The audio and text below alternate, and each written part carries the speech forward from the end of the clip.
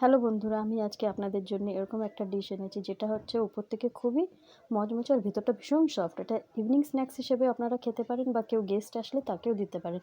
এটা এতই টেস্টি হয় বলার মতন নেই।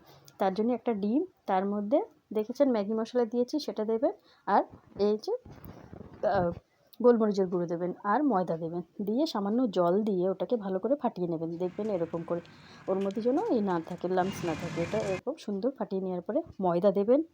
ময়দার মধ্যে আবার আপনারা ম্যাগি মশলা দেবেন আর কালো মরিচের গুঁড়ো দেবেন, একটু নুন দেবেন স্বাদ অনুসারে।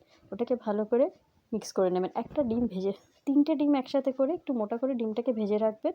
তার মধ্যে একটু পেঁয়াজ দিয়ে ভালো করে ভাজবেন। আর এরকম করে আমি যেরকম কাটছি এরকম কেটে যে পেস্টটা তৈরি করেছিলাম ওই পেস্টটার মধ্যে দিয়ে তারপরে এই গুঁড়োর মধ্যে ডিপ করে ওটাকে ছাঁকা তেলে ভালো করে ভেজে নেবেন। ভেজে নেওয়ার পরে দেখবেন এটা কীরকম খেতে হয়। আর উপরটা তো যেরকম মচমচে সেটা বলার মতনই নেই। দেখুন, এটা কেএফসি চিকেনের থেকেও আপনার টেস্টি। বাচ্চাদের তো ভীষণ প্রিয় এই খাবারটা। আপনি একবার করে দেখুন, করে দেখলেই বুঝতে পারবেন যে এটা কীরকম খেতে।